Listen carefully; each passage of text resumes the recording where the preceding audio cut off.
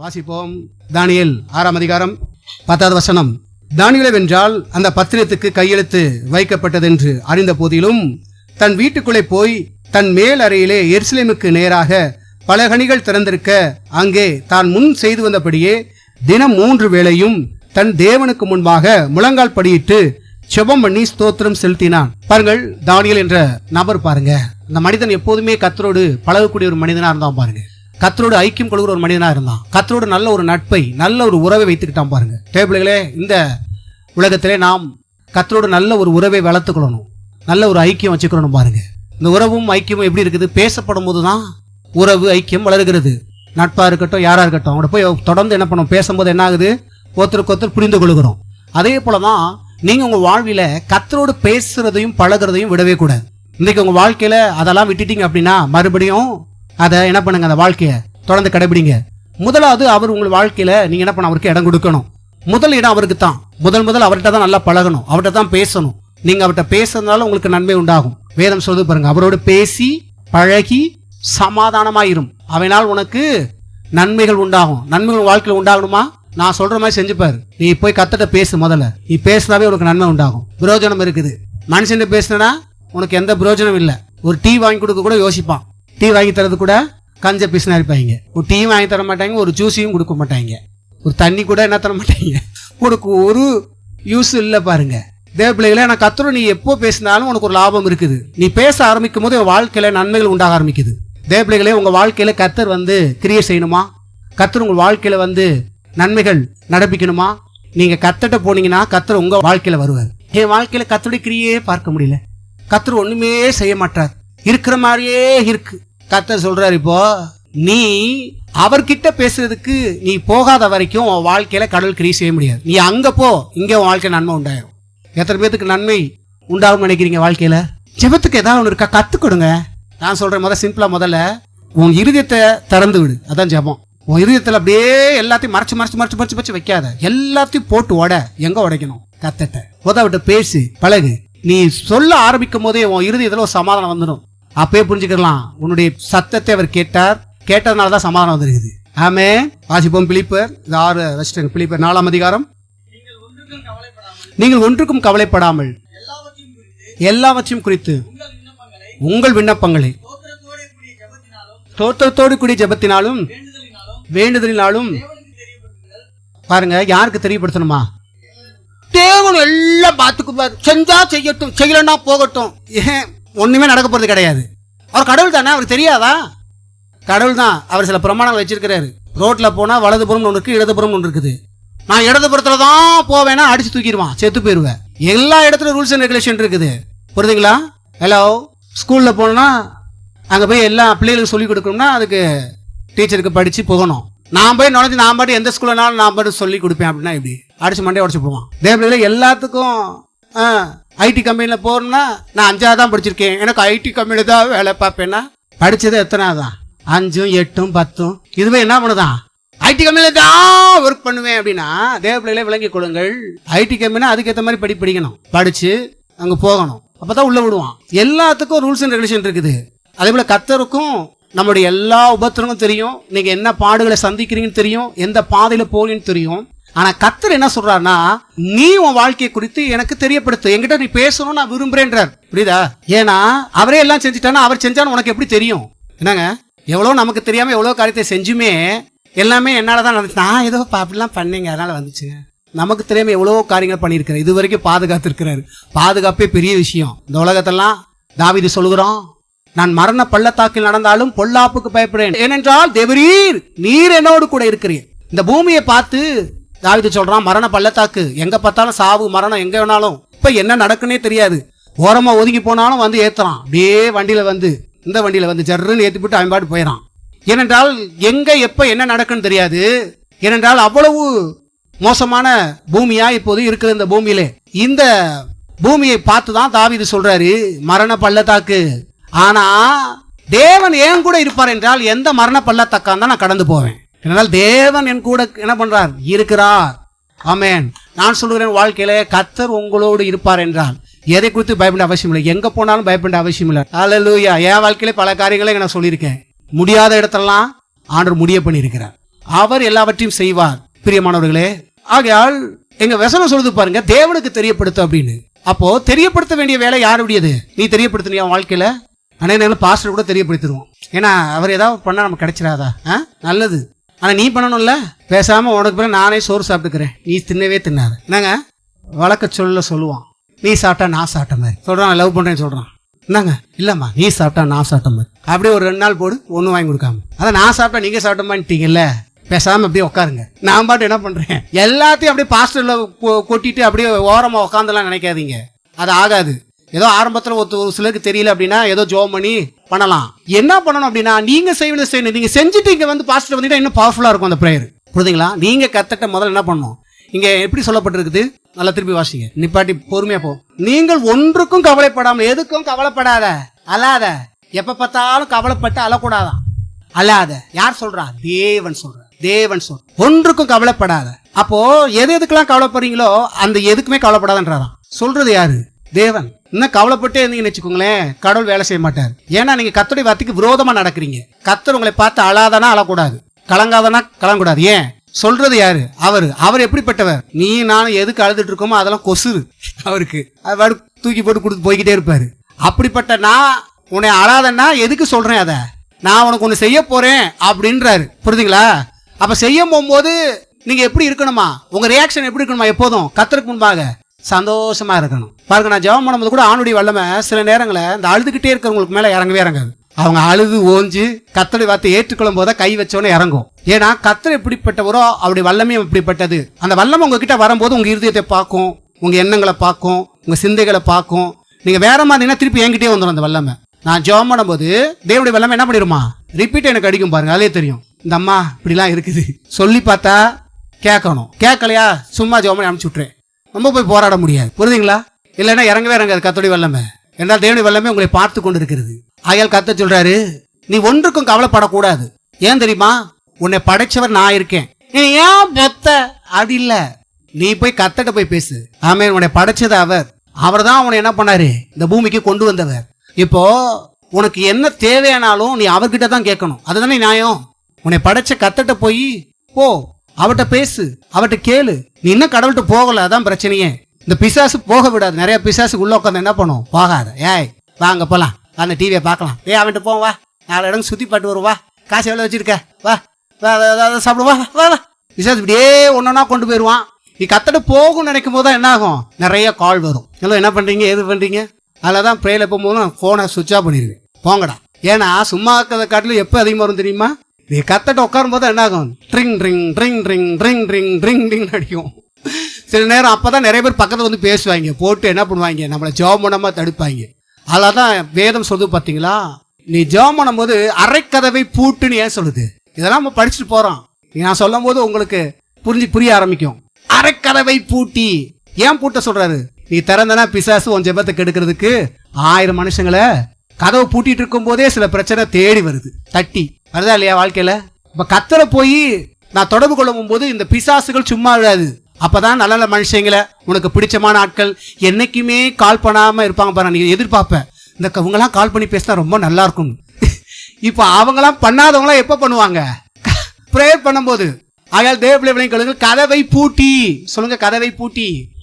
கதவை பூட்டிடணும், லாக் பண்ணிடணும். செல்லெல்லாம் என்ன பண்ணணும், சுவிட்ச் ஆஃப் பண்ணிடணும். போதும், என் அப்பாவோட பேச போறேன், கர்த்தரோட பேசும் போதெல்லாம் என்ன பண்ணிருங்க, லாக் பண்ணிருங்க, சுவிட்ச் ஆஃப் பண்ணிருங்க, கர்த்தர்ட்ட பேசுங்க. அப்ப என்னவா, நீ யார்கிட்ட தெரியப்படுத்தணும், உங்க அம்மா அப்பாட்ட போய் தெரியப்படுத்துன்னு சொல்லல, உன் ஃப்ரெண்டுகிட்ட போய் தெரியப்படுத்துன்னு சொல்லல, உங்க போதட்ட போய் எப்ப பார்த்தாலும் தெரியப்படு. அதுக்காக வந்து பாஸ்டர் எதுக்காக ஜெபம் பண்ணுங்க அப்படின்னு சொல்லக்கூடாது, அதெல்லாம் சொல்லலாம். ஆனா மையத்துவமா கர்த்தர் என்ன சொல்ல வர்றாரு இந்த இடத்துல, நீங்க தனிப்பட்ட ரீதியில எதை குறித்தெல்லாம் கவலைப்படுறீங்க, எதெல்லாம் நிறைவேறல, என் வாழ்க்கையில் இப்படிலாம் இருக்குன்னு நினைக்கிறியோ, இது எல்லாமே அவரால் செய்ய முடியும். அங்க போய் தெரியப்படுத்தினியா, அன்ற சொல்றியா, பேசுறியா? தேவப்பிள்ளைகளை முழங்கால் படிட்டு, நேர்முழங்கால் படிட்டு கர்த்தருக்கு முன்பாக தெரியப்படுத்துங்க. இந்த தானியேல் பாத்தீங்கன்னா 3 வேளையும் நேர் முழங்கால் படிட்டு கர்த்தருக்கு ஸ்தோத்திரம் செலுத்தி என்ன பண்ணா, தேவனுக்கு தெரியப்படுத்தினா. இங்க வரணும் முக்கியமா இருக்கு, அதை வாசிங்க. இன்னைக்கு சிம்பிளா பேசி முடிப்போம், அடுத்த வாரம் என்ன டீப்பா பார்க்கலாம். நீங்கள் ஒன்றுக்கும் கவலைப்படாமல் எல்லாவற்றையும் குறித்து உங்கள் விண்ணப்பங்களை ஸ்தோத்திரத்தோடு கூடிய ஜெபத்தினாலும் வேண்டுதலினாலும் தேவனுக்கு தெரியப்படுத்துங்க. நிறைய பேர் தெரியப்படுத்துறாங்க பாருங்க, எப்படி தெரியப்படுத்துறாங்க எல்லாத்தையும் சொல்றாங்க. ஆனா நிறைய மிஸ்டேக் பண்ற ஒரு விஷயம் இருக்கு பாருங்க, அதை இன்னைக்கு நான் உங்களுக்கு அதை காமிக்கிறேன். இந்த ஜெபத்துல எல்லாம் ஜெபம் பண்ணிடுவாங்க. ஆனா நிறைய ஜெபத்துல மிஸ்டேக் பண்ற விஷயம் என்னன்னா, கடவுளுக்கு தெரியப்படுத்தும் போது எப்படி தெரியப்படுத்தணும் அப்படின்னா, ஸ்தோத்திரத்தோடு தெரியப்படுத்தணுமா. இங்க ஏதாவது விட்டுரும், ஆண்டவரே எனக்கு இந்த பிரச்சனை இருக்குது, உமக்கு ஸ்தோத்திரம். நிறைய பேர் சொல்லுவாங்க, என்ன வேற மாதிரில எல்லாம் சொல்லியிருக்காங்க, இங்க எப்படி சொல்லப்பட்டிருக்குது. அப்போ எனக்கு இந்த பிரச்சனை இருக்குது, அவைகளுக்காக ஸ்தோத்திரம், இந்த பிரச்சனையை மாற்ற போதுக்காய் ஸ்தோத்திரம். புரியுதுங்களா? இப்போ ஒரு வேலை தேவையா இருக்குது. இப்போ ஆண்டு மனங்கள் பண்ணு, கர்த்தாவே உமக்கு ஸ்தோத்திரம், இயேசுவின் நாமத்துடைய சமூகத்துல வருகிறேன் ஆண்டவரே, இயேசுவின் நாமத்துல நம்ம ஸ்தோத்தரிக்கிறோம் ஆண்டவரே. நான் இப்ப வேலை இல்லாமல் இருக்கிறபடியால் உமக்கு ஸ்தோத்திரம் ஆண்டவரே. நீர் வேலையை கொடுக்க போதுக்காக உமக்கு ஸ்தோத்திரம். ஏன்னா வேலை இல்லாத நான் தெரியப்படுத்துறேன். இப்ப எனக்கு வேலை வேணும்ன்றதையும் நான் தெரியப்படுத்துறேன். எப்படி தெரியப்படுத்துறேன்னா, ஸ்தோத்திரத்தோட தெரியப்படுத்துறேன். எத்தனை பேருக்கு புரியுது? கர்த்தரை ஸ்தோத்திரிப்போம். எல்லாம் செபம் பண்ணு. நிறைய ஜெபம் பண்றதுக்கு என்ன நிறைய விஷயம் இருக்குது, அதை போகும்போது கத்துக்கலாம் ஒன்னொன்னா. ஆனா எப்படி இதை சிம்பிளா முதல்ல புரிஞ்சுக்கிறணும். தூங்கிடாதீங்க, ரொம்ப முக்கியம். நீங்க இதுக்கு முன்னாடி எப்படி ஜெபிச்சிங்கன்னு தெரியாது, இப்போ இப்படி சொல்லி பாருங்க, பவர்ஃபுல்லா இருக்கும். 1000 ஜெபம் பண்ணி ஒன்றும் இல்லை, விளங்காம போது பாருங்க. நிறைய நேரங்கள்ல சும்மா ஏதோ பேசுறோம். கர்த்தர் சொல்றாரு, உன்னுடைய தேவைகளை ஸ்தோத்திரத்தோடு தெரியப்படுத்துன்றாரு. ஆண்டவரே, நான் இப்படிப்பட்ட பிரச்சனையில மாட்டியிருக்கேன் ஆண்டவர், வயலுக்காக உமக்கு ஸ்தோத்திரம். இந்த பிரச்சனையிலிருந்து என்னை நீ வெளியே கொண்டு வர போதுக்காக உமக்கு ஸ்தோத்திரம். நான் இது சிம்பிளா சொல்றேன், உங்களுக்கு உண்டான பிரச்சனை உங்களுக்கு தான் தெரியும். இப்படி உட்காந்து வெளியே பப்ளிசிட்டிலாம் எதுவும் பேச முடியாது. அப்போ என்னென்ன பிரச்சனைகள் இருக்குது, ஒரு நோட்டை வாங்கிக்கோங்க, தனியா ஜெப நோட்டுன்னு போடுங்க. சொல்லுங்க, ஜெப நோட்டு யாரெல்லாம் வச்சிருக்கீங்க? உங்க நல்லதுக்கு சொல்றேன். ஒரு நல்ல நோட்டை வாங்கி வச்சுக்கோங்க, அந்த நோட்ல எழுதுங்க ஜெப நோட்டு. உங்களுடைய வாழ்க்கையில என்ன பிரச்சனைகள், என்ன செய்யணும் கர்த்தர் உங்க வாழ்க்கையில, அதை கரெக்டா சொல்லணும். வேலையை குறித்து கேட்கறோம்னா, என்ன வேலை வேணும், சும்மா வேலையை தாங்க அப்படி இல்ல. என்ன வேலை, உனக்கு என்ன செய்யணும்னு, என்ன பண்ண போற வேலை இல்லையா, என்ன வேலை பார்க்கணும்னு விரும்புற, முதல்ல அதை தேவனுக்கு முதல்ல தெரியப்படுத்தினியா. இந்த வேலை எனக்கு வேணும் ஆண்டவரே, இந்த வேலை எனக்கு செய்யுங்க ஆண்டவரே, இங்க எனக்கு கிரியை நடப்பீங்க ஆண்டவரே. சோமணும் அர்த்தம் பொறுத்தலாம ஏதோ சோத்திரம் வேலை தாங்க பாருங்க. பாத்தீங்கன்னா யாங்கிச்சோன்ற பெரிய பிரசங்கியா இருப்பாரு, அவர் ஆண்டவர் அழகா வழி நடத்திட்டு வர்றாரு. அப்ப பாத்தீங்கன்னா அவர் ஜெபம் பண்ணும்போது தான் நிறைய காரியங்களை கத்து கொடுத்துருக்கிறார். அப்போ அவர் கேட்டாராம், ஆண்டவரே எனக்கு ஒரு டேபிள் வேணும், பெரிய டேபிள் வேணும், அது வேணும் இது வேணும். ஆனா ஒன்னும் பதிலே வரலையாம். என்ன ஆண்டவரே, நான் இவ்வளவு நாள் ஜெபிச்சுட்டு இருக்கேன், ஏன் பதிலன்னு கேட்ட. என்ன டேபிள் எப்படி இருக்கணும், என்ன மாதிரி வேணும் சொன்னியா, ஆண்டவரே தேக்கில் எனக்கு வேணும். ஆண்டவர் சொன்னாரா, கருத்தா ஜெபம் பண்ணணும், என்ன வேணும் எப்படி வேணும். பாருங்க, எனக்கு நல்ல ஞாபகம் இருக்குது. 9th 10th நான் படிச்சுட்டு இருக்கும்போது பாத்தீங்கன்னா, எனக்கு ரேஞ்சர் சைக்கிள் வேணும் ரொம்ப ஆசை. வீட்லயோ நீங்க வாங்கி தர மாட்டாங்கன்னு நல்லா தெரியுது. பாருங்க, நான் அப்ப இருந்தே ஆண்டவர்கிட்ட பெற்றுக்கிட்ட விஷயத்த சொல்றேன் பாருங்க, கர்த்தருடைய அவனை நடத்தின விதத்தை சொல்றேன். எனக்கு இந்த லெவல்லாம் பாத்தீங்கன்னா, நான் போன இடத்துல ஆரம்பத்தை சொல்லி கொடுக்கல, ரட்சிக்கப்பட்ட சபையில அப்படிலாம் இல்ல. ஆனா தனிப்பட்ட கடவுளோட உறவு நான் வைத்து வேதத்தை படிக்கும் போது கர்த்தருடைய நடத்துதல் பாருங்க. அப்போ நான் ஜெபிக்க ஆரம்பித்தேன், ஆண்டவரே எனக்கு ஒரு ரேஞ்சர் சைக்கிள் வேணும், ரெட் கலர்ல இந்த மாதிரிலாம் இருக்கணும், இப்படிலாம் இருக்கணும், எனக்கு கண்டிப்பா எனக்கு இந்த சைக்கிள் வேணும் ஆண்டவரே. 10th நினைக்கிறேன். அப்போ வீட்டுல அது செய்ய மாட்டாங்க. வீட்டுல நான் மட்டும் ஒத்தாளா பிறந்திருக்கேன், வதவதன்னு பெற்றுக்கிறேன். ஆகையால் நான் ஆண்டவரிடம் சொன்னேன், கர்த்தாவே எனக்கு இந்த சைக்கிள் கண்டிப்பா வேணும், நான் உங்கள்கிட்ட தான் கேட்டிருக்கேன் அப்படின்னு. பாருங்கள், நான் ஜெபிச்சேன், நல்ல குணமா புரிந்து கொள்ளுங்க. பாருங்க, நான் சபையிலே பாத்தீங்கன்னா இந்த இதெல்லாம் வைப்பாங்க பாருங்க, ஆண்டு விழான்னு. அப்போ டான்ஸ்லாம் பண்ணுவோம், டான்ஸ்லாம் பண்ணிட்டு ஒருத்தவங்க பாட்டு இருந்தாங்க. பார்த்தவங்க அந்த அம்மா வந்தாங்க, டான்ஸ் செம்மையாரு. எங்கள் பிள்ளைகளுக்கு அவங்க பார்த்தீங்கன்னா ஸ்கூலில் ஒர்க் பண்ணுறாங்க, சொன்னாங்க என் பிள்ளைகளுக்கு கற்றுக் கொடுக்குறியா அப்படின்னு. நான் அதுக்கு முன்னாடி தான் டான்ஸ் எல்லாம் நம்ம டான்ஸ் பண்ணிட்டு இருந்தேன், டான்ஸ் மாஸ்டர். நான் டான்ஸ் எல்லாம் நிப்பாட்ட வேண்டாம், டான்ஸே பண்ணக்கூடாதுன்னு. அப்புறம் சொன்னாங்க, கர்த்தருக்காக பண்ணலான்னு சொல்லி தான் அந்த ஆண்டு விழாவில் பண்ணது. இப்போ இவங்க என்ன பண்ணான்னு சொல்லும்போது, என் பிள்ளைகளுக்கு கற்றுக் கொடுக்குறியா அப்படின்னு நாங்கள் பாருங்க. கற்றுக் கொடுக்க சரியா தப்பா, ஏன்னா நம்ம அப்பதான் ஆரம்பத்துக்கு வரோம், உங்களுக்கு நானும் சாதாரண ஆளா இருக்கேன். அது சரி, ஏதோ வெயில் தானே, சரி இது மட்டும் கற்றுக் கொடுப்போம் அப்படின்னு சொல்லிட்டு பண்ணேன் பாருங்க. அவங்களுக்கு எனக்கு நல்ல ஒரு ஐக்கியம் உண்டானது. அவங்க சொன்னாங்க, நீ எப்போ பார்த்து நான் நடந்தே வர, எனக்கு நடக்கிறதாங்க ரொம்ப பிடிக்கும், அதான் நடந்தது. நம்ம எதுவும் விட்டு கொடுக்குறதே கிடையாது, கித்த அப்படியே எல்லாம் அப்படியெல்லாம் சொல்ல மாட்டோம். இல்லை அப்படின்லாம் சொல்லவே மாட்டேன், என்கிட்ட இல்லாமல் இருந்தாலும் நான் சொல்லவே மாட்டேன், தெரிவிக்கவே மாட்டேன் யார்ட்டையும். அவன் நான் சொன்னேன், இல்லைங்க எனக்கு நடக்கன்னா ரொம்ப பிடிக்கும், நடக்கிறது ரொம்ப பிடிக்கும். இல்லை நீ சைக்கிள் கூட வாங்கலாமே, இல்லைங்க நடத்த முடியும், இல்லை சைக்கிள் இல்லைன்னு நினைக்கிறேன் சொல்லிட்டு போய் உள்ள போய் பார்த்தீங்கன்னா 2000 ரூபாய் போகுது. அப்போ அது பெரிய காசு. எடுத்து என்ன பண்ணாங்க, கொடுத்தாங்க. உடனே கவனிங்க, ஏன்னா மறந்து போயிட்டேன். 2000 ரூபாய் எடுத்துட்டு போய் இப்போ நான் கேட்ட சைக்கிள் என்னன்னா ஆண்டோட தான் கேட்டிருக்கேன். இப்போ எங்கள் அம்மா பண்ண போய் கொடுத்தேன். என்ன சொன்னேன் அப்படின்னா, எனக்கு ஒரு ரேஞ்சர் சைக்கிள் நீங்கள் வாங்கிட்டு வாங்க. இது யார் கொடுத்தா அதெல்லாம் சொல்லியாச்சு பாருங்க. அவங்க கிட்ட நான் கலர் சொல்லலை, மாடல் சொல்லலை, எதுவுமே சொல்லலை. வாங்கி வந்து வைக்கவும் மறந்துட்டேன். நான் எப்படி கேட்டேனோ அப்படியே இருந்தது. ஜோரா கர்த்தருக்கு கேட்டுட்டோமா? பிள்ளைகளே, நான் சொல்ற விஷயம் உண்மையை சொல்லுகிறேன், கர்த்தர் இங்க இருக்கிறார். நீங்கள் ஜெபிக்கும் போதும் அதை கேட்கிற தேவன் அவர். கண்டிப்பாகவே உங்களுக்கு உங்களுடைய ஜெபத்துக்கு பதில் கொடுக்கிறவர். நீங்கள் தேவனோடு பேசணும் விரும்புகிறார். அதுக்கு தான் உங்களை வர சொல்றதே, வேற எதுக்கு இல்லை. அப்படியே வரமாட்டியா? கர்த்தருடைய ஏக்கங்க. ஒரு இவ்வளவு ஏங்குறாரு தெரியுமா? நம்ம ஏங்க வச்சுட்டு இருக்கோம். வாழ்வில் நீங்க ஏங்க வைக்காதீங்க, அவர்கிட்ட போ. அதெல்லாம் கேட்கிறாரு, சொல்றாரு பாருங்க. பைபிள் எல்லாம் இருக்குது. யாக்கோபே நீ விருதாவா என்னை தேடாதே. இந்த வார்த்தை ரொம்ப சூப்பரா இருக்கும். இந்த யாக்கோப்னா யாரு? உங்களே என்னை தான் பார்த்து சொல்றாரு. இது யாக்கோபே என்னை விருதாவாய் தேடாதே. அவரே சொல்லிட்டாரு, என்ன சும்மா தேடாதன்ட்டாரு. எந்த கடவுளாவது இப்படி சொல்லுமா? நிறைய பேர் சத்தியம் சொல்றான். என்ன சொல்றாங்க? இயேசு இதுக்காகலாம் தேடாதீங்க, அதுக்காகலாம் தேடாதீங்க. அவரே சொல்றாரு, என்னை விருதாவாய் தேடாத, சும்மா தேடாத, ஏதாவது காரணத்தோட தேடிவான்றாரு. நம்ம சொல்லுவோம் பார்த்தீங்கன்னா, எதுக்கு வரான் தெரியுமா? காரணத்தோட வரான். சரி, நம்ம வெட்டி விடுவோமா இல்லையா? எல்லாரும் பண்ணிருக்கோமா, பண்ணிருக்க மாட்டோமா? ஆனா இவர் என்ன சொல்றாருன்னா, வாலண்டியா சொல்றாரு, நீ சும்மா அவனு வர வேண்டாம், ஏதாவது காரணத்துக்காச்சும் ஓடிவான்றாரு. எப்படி கத்தர் பார்த்தீங்களா? கத்த அப்படியாச்சும் அவன் பேச மாட்டேன். அந்த வார்த்தையில நான் கண்டுபிடிச்ச விஷயம் என்ன தெரியுமா? அந்த அளவுக்கு கத்தர் நீங்களும் நானும் பேசணும் விரும்புகிறேன். அப்படியா வர மாட்டியா? அப்படியே அங்கங்க ஓடிட்டு இருக்கியே, கொஞ்சம் அப்படியே வா, என்கிட்ட வந்து பேசு. அழகா முட்டி போட்டு பேசலாம், நடந்துகிட்டே பேசுங்க கத்தட்ட வீட்டுல. ஆனா ஆண்டோட்ட பேசுங்க. வண்டியில டிராவல்ல போகும்போது பேசுங்க, கத்தரோடு பேசுங்க. ஆண்டவரே நான் வண்டியில போறேன், கூட இருங்க. அவர் பேசிட்டே வாங்க, வாய் சும்மா இருக்க வேண்டாம், பேசணும். கத்தாவே என் கூட இருங்க, பக்கத்து இருங்க.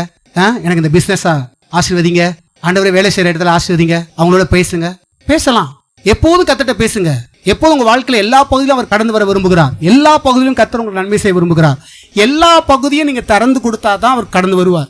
எந்தெந்த பகுதியெல்லாம் திறக்கிறீங்களோ அந்த பகுதிகளெல்லாம் தேவன் கிரியை செய்வார். தேவ பிள்ளைகளே, இங்க பாத்தீங்கன்னா, இங்க தானியேல் என்ற ஒரு மனுஷன் கத்தரோடு தொடர்ந்து பழகிற ஒரு மனுஷனாக இருந்தான். கத்தரோடு தொடர்ந்து ஐக்கியம் கொள்ள ஒரு மனுஷனாக இருந்தான். கத்தருடைய வார்த்தைக்கு கீழ்ப்படிந்து பயபக்தியாய் வாழுகிற ஒரு மனிதனாக இருந்தான் பாருங்க.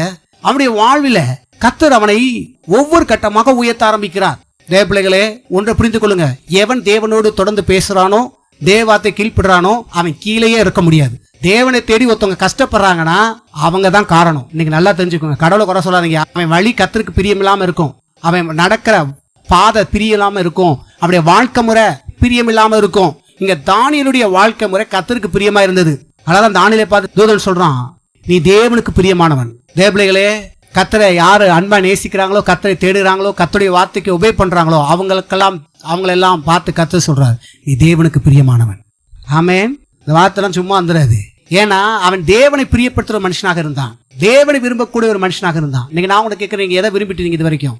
இன்னைக்கு எந்திரிச்சு ஜெபிக்க சொல்லும் பொழுது அவங்கவுங்க நீங்க ஜெபிக்கணும். எப்படி தெரியுமா ஜெபிக்கணும்? ஆண்டவரே, நான் எவைகளெல்லாம் விரும்பணும் அந்த விருப்பத்தெல்லாம் வெறுக்கிறேன். உங்களோடு தொடர்ந்து நான் பேச விரும்புகிறேன், உங்களோட பயணிக்க விரும்புகிறேன். ஆண்டவரே, என்னுடைய வாழ்க்கையை உங்ககிட்ட நான் ஷேர் பண்ண போறேன். உங்க வாழ்க்கையை அவர்கிட்ட ஷேர் பண்ணுங்க. அடுத்த ஆள்கிட்ட போய் ஷேர் பண்ணாதீங்க. அசிங்கப்படுத்தி தான் நிப்பாட்டி வச்சிருக்காங்க. நிறைய நேரங்களில் சில பேர் தன்னுடைய வாழ்க்கையை மற்றவங்க ஷேர் பண்ணும்போது என்ன ஆகுது? எல்லாத்தையும் கொட்டிடுறீங்க. அசிங்கப்படுத்தி போயிடாங்கல்ல, கேவலப்படுத்தி போயிடுவாங்க, மட்டமா நினைக்க ஆரம்பிப்பாங்க.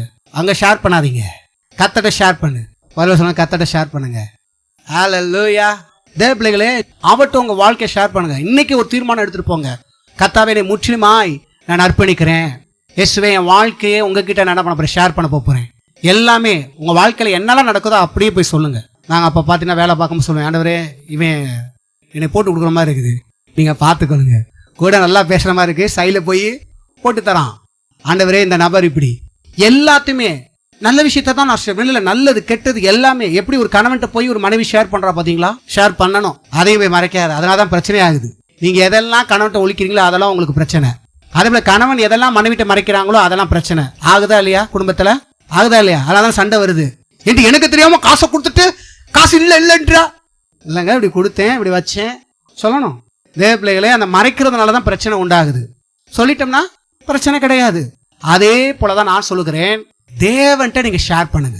தேவன்கிட்ட ஒளிவு மறைவில்லாம உங்க குடும்பத்தை பத்தி, உங்க வாழ்க்கையை பத்தி, உங்க பசங்களை பத்தி, கணவனை பத்தி, மனைவியை பத்தி, எல்லாரை பத்தியும் தேவன்கிட்ட பேசுங்க. இன்னைக்கு என்ன நடந்துச்சு அதையெல்லாம் நீங்க தேவன்கிட்ட பேசலாம். நம்முடைய இருதயத்தை திறக்கிறதுக்கு நல்ல ஒரு நட்பு கிடைக்க மாட்டுது, நல்ல ஒரு ஆள் கிடைக்க மாட்டுது. நான் உனக்கு காமிக்கிறேன், ஏசு இருக்கிறார், போ. அவர் விட்டுறாத.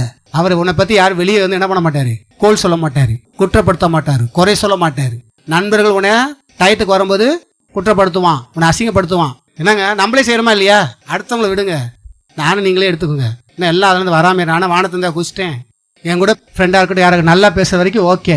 நமக்கு ஆப்போசிட்டா பேசும்போது என்ன பண்றோம்? அவனுடைய வண்டவாள தண்டவாளத்துல என்ன பண்ணிடுறோம்? பட தெரியாது அவனை பத்தி, நீங்களா அப்படி போ சிப்போ அப்படின்றமா இல்லையா? சொல்றோமா இல்லையா? அடுத்தவங்களை விடுங்க, நம்ம சொல்றோமா இல்லையா?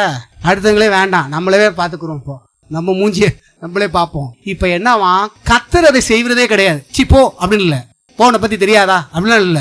வாப்பா என்னப்பா உனக்கு பிரச்சனை, நான் தான் உன்னை படைச்சேன், நான் தான் உன்னை தகப்பேன், அது உனக்கு நல்லா தெரியுதா, முதல்ல நான் தான் உன்னுடைய தேவன். நல்லா கொடுங்க, உங்களை பெத்த அப்பா தான் உங்க வாழ்க்கையில அக்கறை உள்ளவராக இருக்க முடியும். அடுத்தவங்க வேணா இருக்கலாம், ஆனா ரொம்ப தாய் தகப்பனை போல இருக்க முடியாது.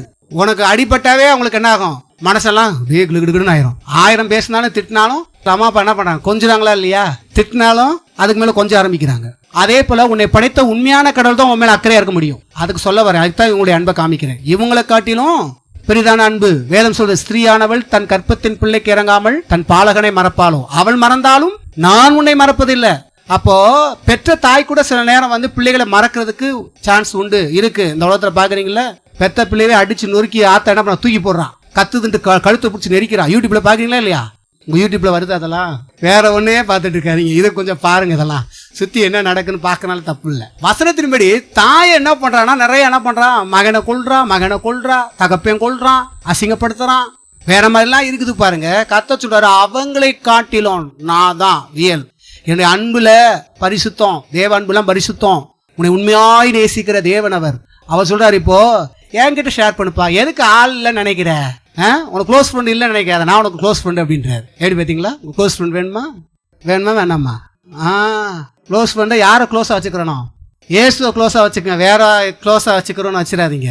ரொம்ப க்ளோஸ் அப்ல வச்சிங்கன்னா என்ன ஆயிடும், பாஸ்டர் க்ளோஸ் அப்னாரு, ஒருவேளை பேஸ்ட்டை தான் சொல்லியிருப்பாரோ, க்ளோஸ் அப்னு பேஸ்ட் இருக்குது, பேஸ்ட்டை சொல்லலை, அது வேற. ஏன்னா கொஞ்சம் பேசணும். இங்கே யாரோ ஒரு சிலர் என்ன பண்ணுவாங்க, பாஸ்டர் க்ளோஸ் அப்ட்டாரு, அப்போ வந்து என்ன பண்றாரு அப்படின்னா ஒரு ஆடு கொடுத்துட்டாரு, என்ன கொடுத்துரு, பேஸ்ட் க்ளோஸ் அப் விளக்கணும் சொல்றாரு போல அப்படின்னு.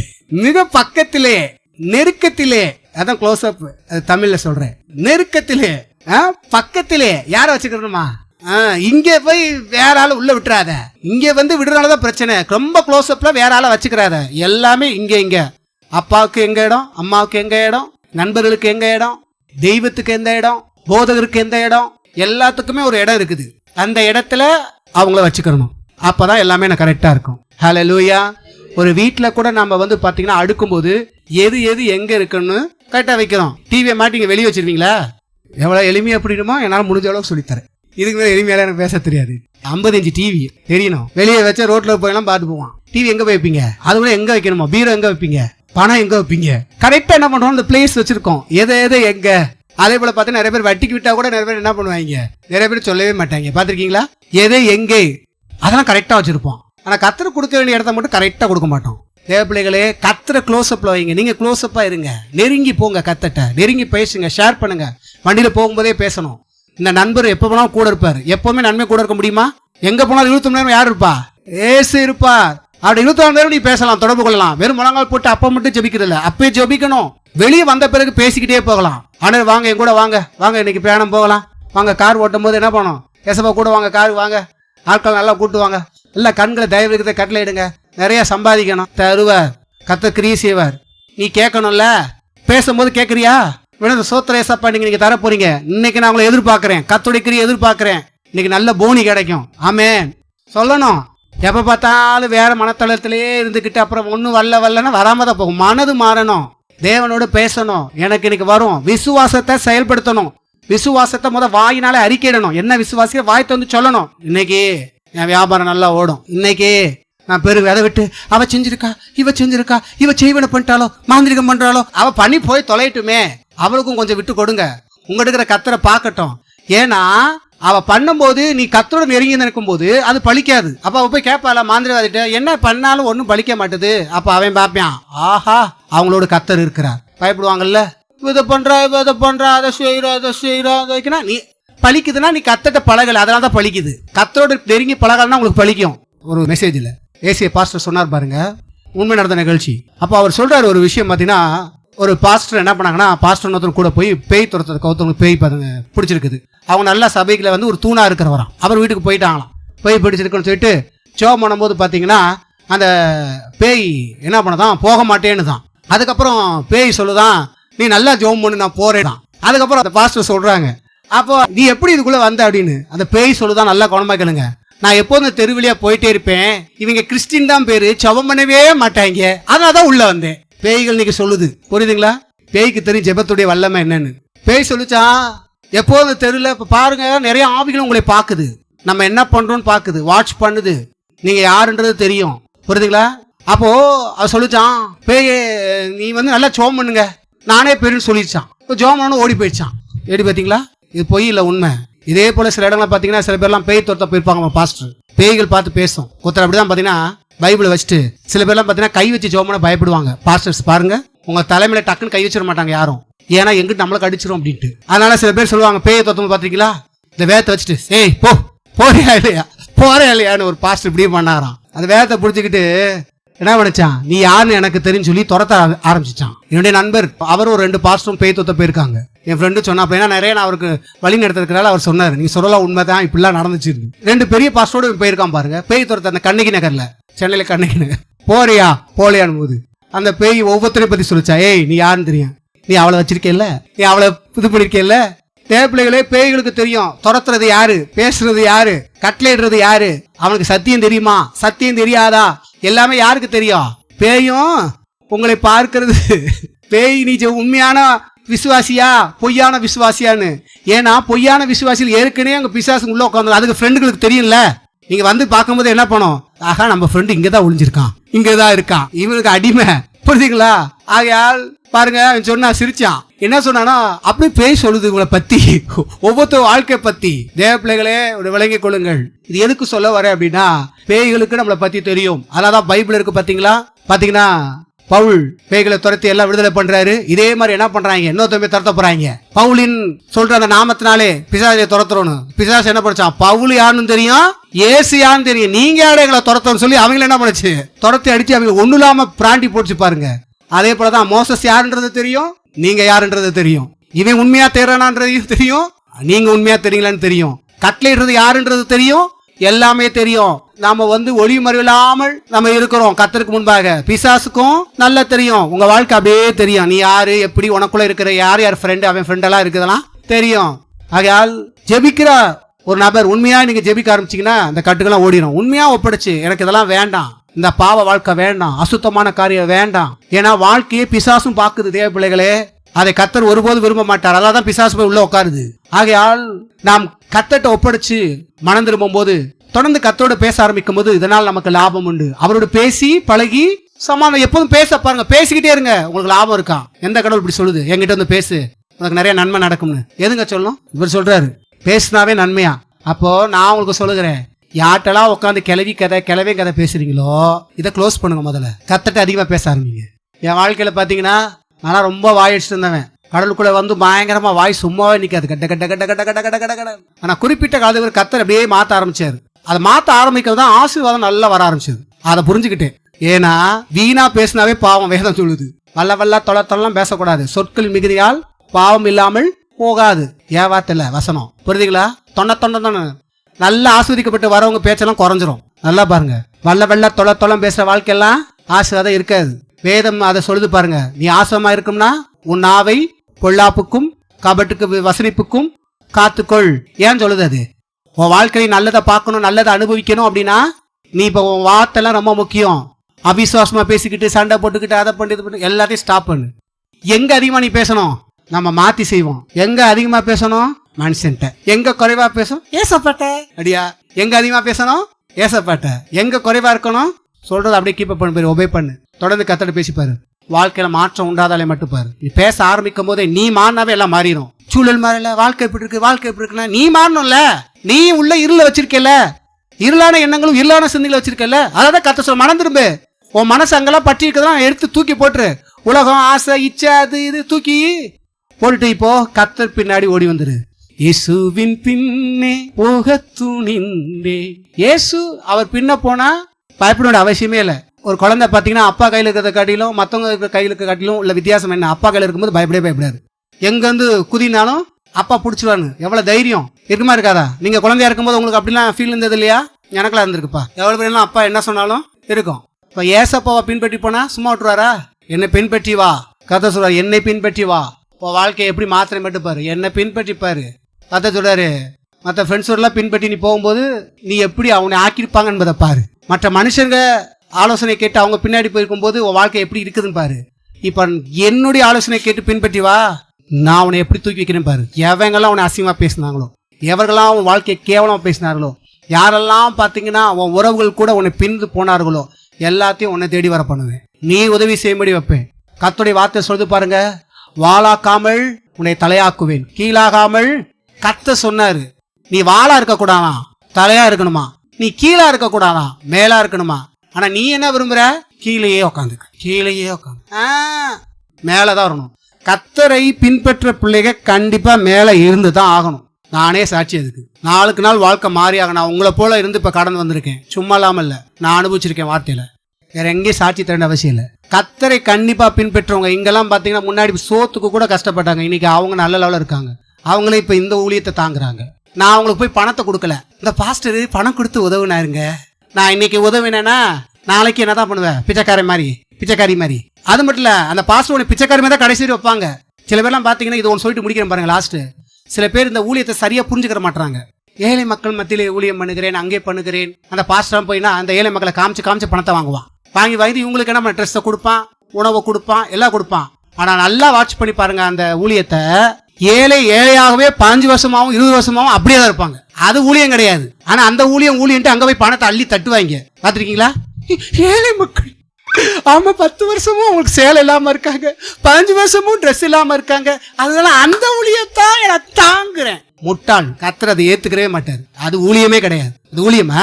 இன்னைக்கு இவன் ஏழையா இருக்கானா, இன்னைக்கு ஒண்ணுமே இல்லாம இருக்கான், அப்ப ஏதோ வரும்போது சோறு கூட இல்லாம இருக்கானா, ஒரு பிரியாணி வாங்கி கொடுக்கலாம், எல்லாம் பண்ணலாம். ஆனா எப்போதும் என்கிட்டயே பிச்சை எடுக்கிற மாதிரி வைக்க கூடாது. அது பிச்சை எடுக்கிற வாழ்க்கை. இப்ப அவனை தூக்கி நிப்பாடணும், இப்ப அவன் 4 பேத்துக்கு செய்யற மாதிரி வைக்கணும். அதுதான் ஊழியம். அப்படிதான் நாங்க உருவாக்கிட்டு இருக்கோம். ஏன் மூலியமா உருவானவங்களும் அப்படிதான் இருக்காங்க. முன்னாடி இருந்தவங்க வேற மாதிரி இருந்திருக்காங்க பாருங்க.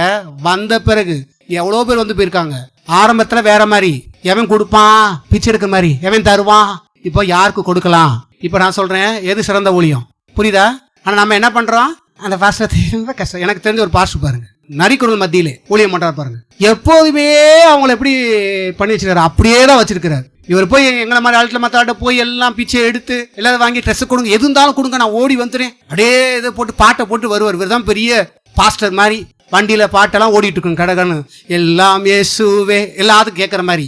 அவர் எப்போதுமே பிச்சை எடுக்கிற மாதிரி. அது மட்டுமல்ல, என்ன தெரியுமா, இந்த கூத்தெல்லாம் நடக்கும் பாருங்க, எல்லாம் சொல்லக்கூடாது, இருந்தாலும் சொல்றது மாதிரி வருது. என்ன பண்ணுவானா இந்த பாஸ்டர், இவர் வட்டிக்கு விடுறவர். யாரு? நரிக்குறலுக்கே வட்டி விடுறாரு. எப்படி பாத்தீங்களா? நான் ஒரு செய்தி கொடுக்கும் போது பாத்தீங்கன்னா, நான் கடுமையாக பிரசம் பண்ணிட்டு தான் வந்தேன். கத்தரை நீங்க தான் பிடிக்கணும், கத்தரை சார்ந்துக்கணும், கத்தரை எப்படி சார்ந்துக்கணும் பாருங்க, கத்தட்ட ஒப்படைங்க, கத்தர் உங்களுக்கு தேவையை சந்திப்பாங்க. அப்படியே பார்த்தே அவருக்கு ஒரு வாரம் கிடுக்கிட்டு முடியும் இதாகுது. அப்ப நான் பார்த்தேன், அவரை நான் இது பண்ண பாருங்க, எல்லாத்தையும் ஸ்டாப் பண்ணிட்டேன். இப்போ உறவே வைக்கிறது இல்லை, கட் பண்ணுன்னு அவனுக்கு சேர்த்து தான் உபதேசம் பண்ணிட்டு வந்தேன். ஊழியம் என்பது இது கிடையாது. ஊழியம் என்பது இன்னைக்கு நீ வந்து ஒரு ஏழையா இருக்கேன்னா அப்படியே வறுமையில இருக்கக்கூடாது, அடுத்த ஸ்டெப்புக்கு போகணும். அதுதான் ஊழியம். என்கிட்ட பிச்சை எடுக்கிறதா, உன் பேரை சொல்லி நான் அங்கே பிச்சை எடுத்து நானும் நிறைய சாப்பிட்டுக்கிட்டு 100% வாங்கி 100 ரூபாயை வாங்கிட்டு உனக்கு 20 ரூபாயை செஞ்சுட்டு 80 ரூபாயை நான் சாப்பிடுறது, இது என்ன ஊழியாது? திருடுங்கன்னு அர்த்தம். இது ஃப்ராடு. ஆண்டு பேர் சொல்லி சம்பாதிச்சு இவங்க வைத்த நிப்பா பாக்குறாங்க, வட்டிக்கும் விடுறாங்க பாருங்க. எப்படி பார்த்தீங்களா? விசுவாசிக்கிட்ட இந்த ஊழியம் தான் உங்களுக்கு பிடிக்கும். ஏன்னா அவங்க வந்து கஷ்டப்படும். ஏழை மக்களுக்கு நல்லா அவர் போய் செய்யறாரு.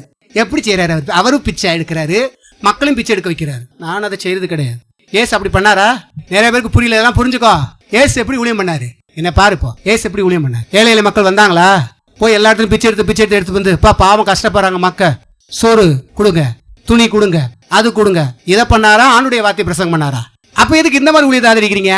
இது எப்படி சரி நீங்க சொல்லலாம்? ஒரு ஆரம்ப காலகட்டத்தில் கஷ்டமா இருக்கணும், அது செய்தது வேற, கத்தரே செய்யப்பா, நானே செஞ்சிருக்கோம். ஆனா அவனுக்கு எது முக்கியம்? இப்ப இருக்காரு, பட்னியா இருக்கிறாரு. இவருக்கு நான் சுவிசேஷம் சொல்ல போனா ஃபர்ஸ்ட் சுவிசேஷம் சொன்னேன்னா தப்பு.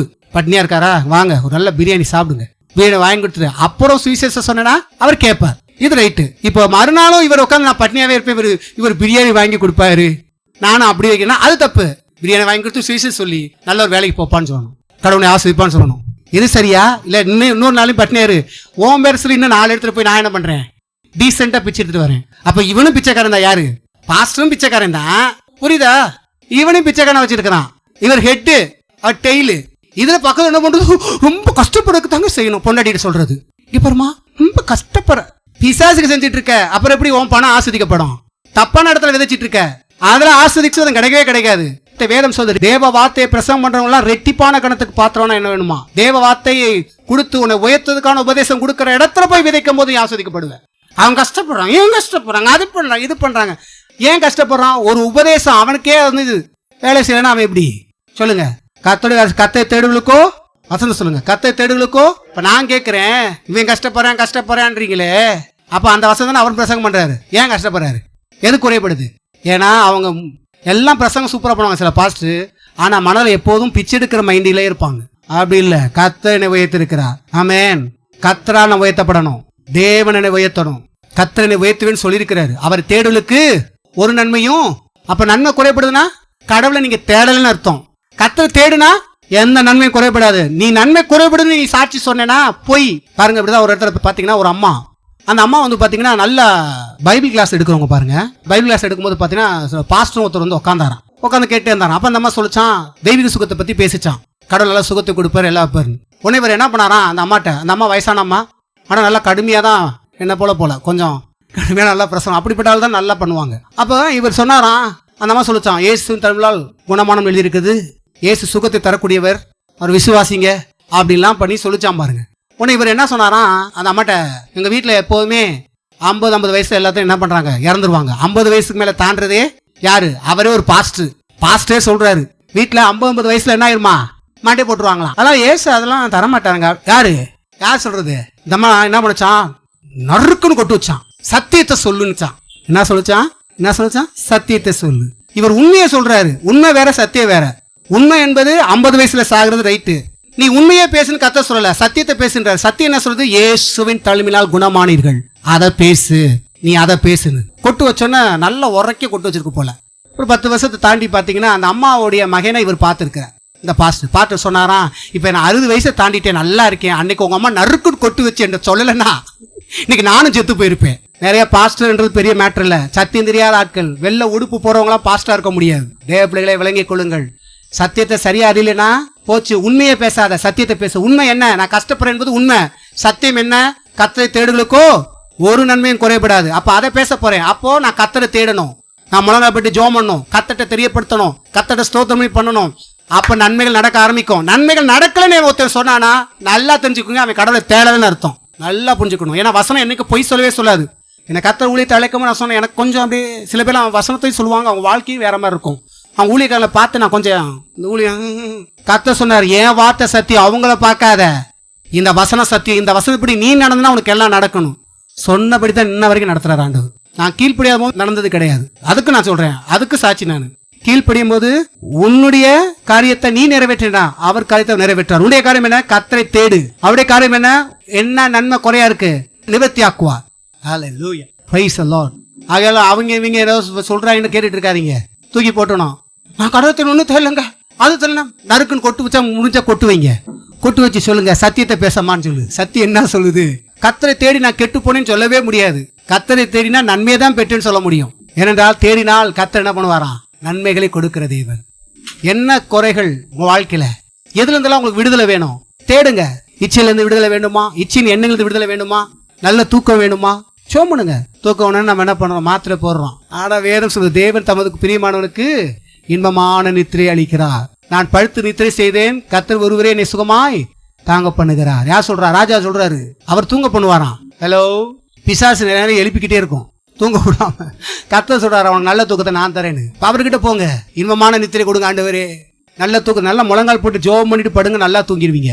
இல்லாட்டினா தூங்கிட்டு இருக்கும்போது கூட கெட்ட கெட்ட கனவா வந்து நம்மள தூக்கத்துல டிஸ்டர்ப் பண்ணிடுது பிசாசுகள். கர்த்தரை முழங்கால் போட்டு ஜோம் பண்ணுங்க. கர்த்தாவே நல்ல ஒரு தூக்கத்தை.